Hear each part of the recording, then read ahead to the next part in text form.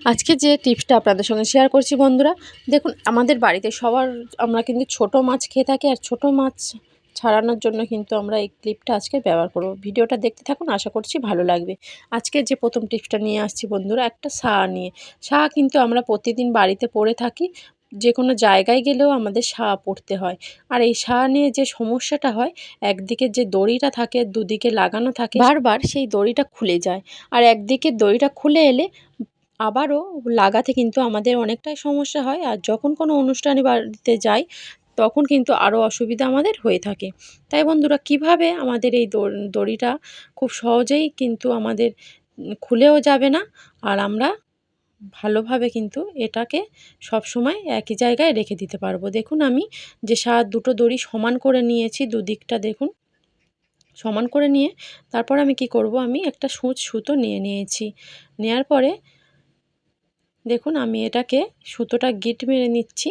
আর যে দড়িটা আছে মাঝামাঝি আমি সমান করেছি, মাঝামাঝি ওটা কি করতে হবে, মাঝ থেকে আমি দেখুন এই মাঝের দিকটায় আমি এই যে দড়িটা সমেত আমি টাকে সেলাই করে দিচ্ছি। শুধু ক্ষেত্রে নয় বন্ধুরা, বাচ্চারা যে প্যান্ট পরে, যে প্যান্টের দড়িটাও কিন্তু আমাদের বাচ্চারা টানতে টানতে খুলে যায়, সেই প্যান্টের কিন্তু দড়ি এইভাবে যদি আমরা মাঝখান থেকে সেলাই করে দিই, তাহলে কিন্তু কোনো রকম দেখুন আমি সেলাই করে দিয়েছি, কোনো রকম কিন্তু টানাটানি করলেও কিন্তু একদমই খুলবে না। দেখুন একদিক থেকে দড়ি আরেক দিকে চলে যাচ্ছে না, মাঝামাঝি সমান হয়ে কিন্তু দড়িটা থেকে যাচ্ছে। চলে আসছে পরবর্তী টিপসে। আর শশা কিন্তু আমরা সবসময় খেয়ে থাকি, আর শশা কী হয়, অনেক সময় অনেকটা তেতো হয়, সেই কারণে কিন্তু শশা অনেকেই খেতে চায় না, পড়ে থাকে বাজার থেকে দাম দিয়ে কিনে নিয়ে আসার পরে। শশাটা এইভাবে আমি ছাড়িয়ে নিচ্ছি একটা পিলার দিয়ে। তো ছাড়ানোর পরে দেখুন আমি খোসাগুলো সরিয়ে রাখলাম, দিয়ে আমি গোল গোল করে এইভাবে পিচ পিচ করে কেটে নেব, যেমন আমরা বাড়িতে স্যালাড করে খাই। তো গোল গোল করে আমি কেটে নিয়েছি। নিয়ে আমি কি করছি দেখুন, আমি অল্প দুধ, আমাদের সবার বাড়িতে থাকে, অল্প দুধ আমি শশার মধ্যে দিয়ে দিলাম। এটা কাঁচা দুধ নিলে ভালো হয়। তো 1 মিনিট রাখার পরে আমি এটাকে প্লেন জলে আমি ধুয়ে নেব। ধুয়ে নেওয়ার পরে কিন্তু দুধের গন্ধটাও থাকবে না, আর যে তেতো ভাবটা থাকে, তেতো ভাবটা কিন্তু দুধটা দেওয়ার ফলে এটা কেটে যাবে। চলে আসছি পরবর্তী টিপস। আর দেখুন শীতকালে কিন্তু অনেক সময় আমাদের ফ্লাক্স আমরা ব্যবহার করি, শীতকালে বা বর্ষাকালে বেশিরভাগ আমরা ফ্লাক্স ব্যবহার করি। আর এই ফ্লাক্সটা সবসময় ব্যবহার করতে করতে এর মধ্যে শ্যাওলা পড়ে যায় বা নোংরা হয়ে থাকে। তো তার জন্য দেখুন বন্ধুরা, আমি ভিনেগার দিয়ে দিলাম। দেওয়ার পর আমি একটা স্কচ ব্রাইট নিয়ে নিচ্ছি স্টিলের। নেওয়ার পরে ভালো করে ঢাকাগুলো দিয়ে দিলাম। দিয়ে এইভাবে নাড়াতে থাকলে কি হবে, আমাদের যে ফ্লাক্সের যে নোংরাটা আছে বা শ্যাওলা লেগে থাকলে কিন্তু অনেকটা একদম পরিষ্কার হয়ে যাবে। চলে আসছি পরবর্তী টিপসে। আর দেখুন বন্ধুরা, আমরা যখন বাজার থেকে মাছ নিয়ে আসি, বাড়িতে কাটার পরে কি হয়, ধোয়ার সময় বারবার ধুলেও এরকম কিন্তু লাল জল একটা বেরোতেই থাকে। যতবার আমরা ধুই না কেন, এই মাছের জলটা কিন্তু লাল বেরোতেই থাকে। তাই দেখুন আমি অল্প করে লবণ নিয়ে নিলাম। লবণ নিয়ে এইভাবে মাখিয়ে দেখুন একটু রগড়াতে থাকলেই কিন্তু তারপরে কিন্তু আর কোনো রকম যখন ধুইব তখন আর জলটা লাল বের হবে না। অবশ্যই টিপসটা অ্যাপ্লাই করবেন। চলে আসছি পরবর্তী টিপস। আর দেখুন বন্ধুরা, আমরা ভাত পাতে অনেকেই কি করি, পেঁয়াজ খাই, আর অনেকেই কিন্তু পেঁয়াজ খেতে চায় না। কেন? যে মুখে থেকে একটা দুর্গন্ধ বার হতে থাকে যখনই পেঁয়াজ খাই আমরা, কাঁচা পেঁয়াজ। তো পেঁয়াজ কিন্তু কাঁচা পেঁয়াজ অনেকেই আমরা পছন্দ করি গরম ভাতের সঙ্গে খেতে। আর তাই দেখুন, যাতে না মুখ থেকে দুর্গন্ধ বার হয়, তার জন্য আমি কি করছি, 2 চামচের মতো আমি ভিনেগার দিয়ে দিলাম। তো এই ভিনেগারটা যত দিলাম তার 3 ডবল কিন্তু আমি জল দিয়ে দিলাম। দেওয়ার পরে কিছুক্ষণ রাখার পরে দেখবেন, এই পেঁয়াজটা যদি আমরা ভাতের সঙ্গে খাই, কোনো রকম কিন্তু আমাদের মুখ থেকে দুর্গন্ধ বার হবে না। অবশ্যই টিপসটা অ্যাপ্লাই করে চলে আসছি পরবর্তী টিপসে। দেখুন বন্ধুরা, আমরা প্রত্যেকেই ছোটো মাছ এরকম বাজার থেকে কিনে আনি। কিনে আনার পরে কি হয়, আমাদের আঁশ ছাড়াতে কিন্তু অনেকটাই প্রবলেম লাগে। তো আমাদের অনেকেই কিন্তু এই আঁশ ছাড়াতে গেলে বিরক্ত লাগে, আমাদের ভালো লাগে না আঁশটা ছাড়াতে, বা আমরা কিন্তু ধরতেই পারি না যে বটিতে আঁশ ছাড়া। জামা কাপড় শুকানোর যে দেখুন একটা ক্লিপ, আমরা জামা কাপড় শুকাতে যে ক্লিপগুলো ব্যবহার করি, সেই ক্লিপ একটা নিয়ে নিচ্ছি। পিছন দিকটা থেকে এইভাবে আঁশ কিন্তু খুব সহজেই আমরা ছাড়িয়ে নিতে পারবো। আমি একটা কাঁচি নিয়ে নিয়েছি। নিয়ে কি করি দেখুন, যে মাছের যে পাখনাগুলো আছে ওগুলো কিন্তু আমি কেটে নিচ্ছি।